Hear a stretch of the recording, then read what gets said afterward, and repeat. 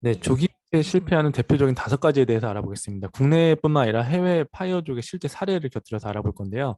일단 K 파이어족은 평균 13억 7천만 원이 은퇴 자금으로 필요하다고 대답을 하고 있습니다. 근데 자녀 양육비 한 명당 4억이에요. 이게 대학 졸업 때까지만 들어가는 1인당 양육 비용인데 이게 2017년에 4억이었는데 지금 매년 표를 보시면 늘어나고 있어요. 그러니까 2022년 현재에는 이것보다 더 늘어날 가능성이 크겠죠. 왜냐하면 계속 뭐 자녀 학자금이나 아니면 뭐 대학 등록금 이런 거 계속 오르고 있잖아요. 뭐한 명당 4억이니까 두 명이면 8억이겠죠. 세 명이면은 뭐 12억인데 이걸 과연 부담하고 은퇴할 수 있겠냐는 거죠. 조기 은퇴는 보통 40쯤에 은퇴하는 거니까. 근데 이게 끝이 아니에요. 이게 자녀 결혼 비용을 또 부모가 부담하고 하고 있습니다. 실질적으로. 어, 그래서 아들은 거의 뭐 한 1억? 딸은 4천만 원 정도 든다는 건데, 이 조기 은퇴를 만약에 마흔에 했어요. 근데 애가 뭐 하나나 둘이 있어. 그러면 대학까지 공부시키고 결혼시킨다. 이게 쉽지 않을 거예요. 13억 7억 가지고 은퇴했는데 애 한 둘 낳으면 내 돈 다 없어지는 거잖아요.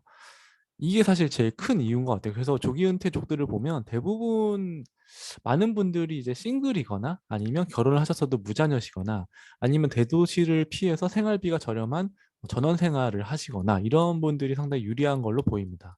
두 번째 대표적인 이유는 지루함.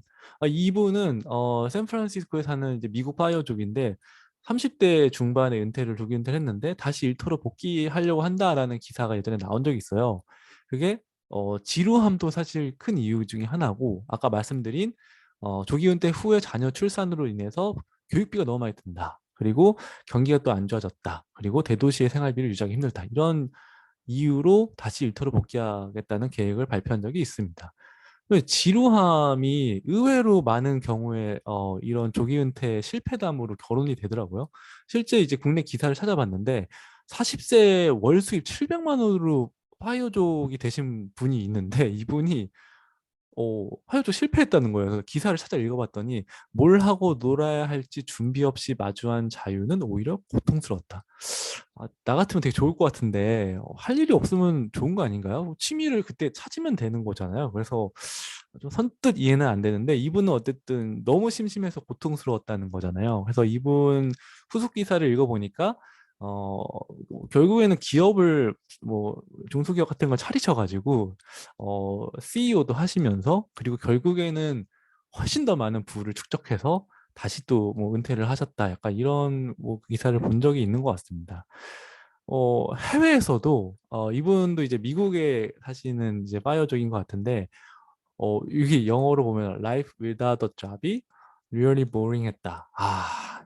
37살에 조기 은퇴했는데 프란시스라는 분인데 직업이 없는 삶이 너무 지루했다. 그래서 조기 은퇴 2년 후에 이분은 결국에는 풀타임 유튜버가 되게 되었습니다. 그래서 지금은 거의 뭐 수십만 명 이상의 구독자 수를 갖춘 유튜버로 전향을 하신 걸로 보이고요. 하여튼 뭐 지루함이 주요 이유 중에 하나라고 하니까 뭐 각종 취미라든지 아니면 부수입을 갖는 어떤 사이드 잡을 갖는 것도 좋은 방법이겠죠.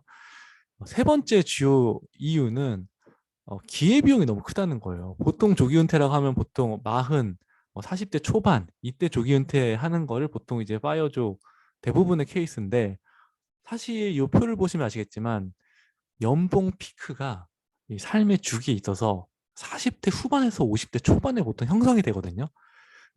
내가 계속 커리어를 쌓잖아요. 보통 뭐 20대 후반이나 30 취업을 해서 10년, 뭐 20년 이렇게 경력이 쌓이면 그만큼 나의 연봉도 올라가지만 퇴직금도 그만큼 올라가거든요. 퇴직금은 아시겠지만 마지막 해 퇴직하는 해에 받는 연봉을 기준으로 퇴직금을 이제 곱해가지고 일한 연도에 곱해가지고 퇴직금을 산정하니까 퇴직금도 조기 은퇴하면 손해를 보는 거고 그리고 사실 또 대기업 주로 대기업이지만 퇴직 유로금 이제 명퇴라고 말하는 소위 퇴직 유로금을 보통 이제 젊은 나이에 대해서는 지급을 안 하잖아요. 30대나 40대에는 보통 지급을 잘 안 하고 50세 이상 된 직원에 대해서 보통 퇴직 위로금, 명퇴금을 지급하기 때문에 이거 보통 막 많이 주면은 뭐 연봉의 뭐 네다섯 배도 지급하죠. 이거를 받고 나가는 것과 아니면 내가 40세 즈음에 못 받고 나가는 것도 사실상 그 자신의 자산에 영향을 많이 미치게 됩니다. 그리고 또 퇴사하면은 국민연금 같은 거 계속 적립이 안 될 거 아니에요. 그러면 나중에 국민연금 또 많이 못 받는 거고, 그리고 대출도 퇴사하면은 대출 은행에서 잘 안 해줘요. 이것도 사실 삶의 질에 영향을 많이 미칠 수 있고, 그리고 퇴사하면은 보통 이제 직장 가입자에서 건강보험도 이제 지역 가입자로 전환이 되기 때문에 내가 이제 회사 다닐 때는 절반씩 회사에서 부담을 해주잖아요. 이것도 이제 나의 자산에 따라서 지역 가입자로 전환이 될 경우에 건강보험료가 많이 늘어날 가능성도 배제할 수 없습니다. 그리고 기타 이제 뭐 주위의 시선, 아빠 왜 일 안 해? 뭐 이런 것도 있고, 또 이제 사회적 명예나 뭐 권력 이런 것도 좋아하시는 분들은 퇴사하고 나면은 그냥 동네 뭐 아저씨, 아줌마 되는 거잖아요. 어떻게 쉽게 말하면. 그렇기 때문에 사회적 명예가 좀 깎일 수 있다. 이런 것도 사실은 좀 주요 고려 요소일 수 있을 것 같아요. 그 다음으로는 이게 사실 또 제일 중요한 것 중에 하나인데, 보통 이제 퇴사하고 이제 조기 은퇴하시기 전에 그 이후의 삶에 대한 준비가 부족한 경우가 상당히 많아요. 그러니까 자산을 많이 쌓고 퇴사하는 경우는 있는데, 사실 이게 하나 좀 부족하다고 할 수 있는 게 현금 흐름이 부족한 경우가 많거든요. 순 자산보다는 현금 흐름을 확보해야 되는데, 그래야 이제 매달 안정적으로 수입이 들어와서 안정적으로 이제 조기 은퇴 후의 삶을 살 수 있는 거잖아요. 그러려면 이제 다양한 파이프라인을 구축해야 되죠. 그 예로 드는 게 이제 주식으로 들어오는 배당, 아니면 뭐 월세라든지 이자, 연금, 기타 뭐 내가 뭐 부수입을 얻는 그런 요소가 있어야 되는데, 이거에 대해서 구축을 못하고 이제 조기 은퇴하는 경우에는 현금 흐름이 부족해서 다시 일터로 복귀하는 경우도 생길 수 있다. 그래서 순자산을 많이 쌓았더라도 이것을 현금 흐름으로 전환하는 그런 어떤 그런 작업이 필요할 수 있다. 이런 거고요. 이걸 못하면 이제 조기 은퇴에서 실패하는 경우가 생기는 거죠. 그리고 이제 마지막으로는 외부 환경이 급격하게 변하는 경우가 있을 수 있어요. 요즘에 이제 경기 침체, 리세션 얘기가 많이 나오죠. 그리고 미국을 필두로, 그리고 인플레이션이 뭐 거의 뭐 10% 가까이, 두 자릿수 가까이 나오고 있잖아요. 이렇게 되면은 내가 같은 돈을 가지고 있어도 계속해서 인플레이션 때문에 구매력이 깎이는 거죠. 그래서 최근에 실제로 미국의 이제 은퇴자들이 다시 일자리를 찾는다는 그런 뉴스가 나오고 있어요. 물가가 너무 많이 상승해서 식료품 가격이나 아니면 뭐 생활비가 너무 많이 드니까 다시 이제 55세 이상 경제활동 인구가 늘어나고 있다. 그래서 퇴직자들이 다시 노동시장에 복귀하거나 아니면 은퇴를 미룬다.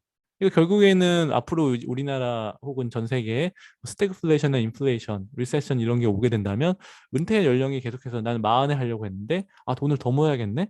더 모아야 되니까 45에 해야지. 이런 식으로 계속 늦춰진다는 거예요. 그래서 조기 은퇴에 실패하거나 아니면 나중에 다시 이제 조기 은퇴 후에 직업으로 복귀하는 그런 케이스도 심지어 나올 수 있다. 그래서 지금까지 5가지 조기 은퇴에 실패하는 사례를 살펴봤는데요. 이런 것들을 잘 감안하셔서 조기 은퇴 계획을 세우시기 바라겠습니다.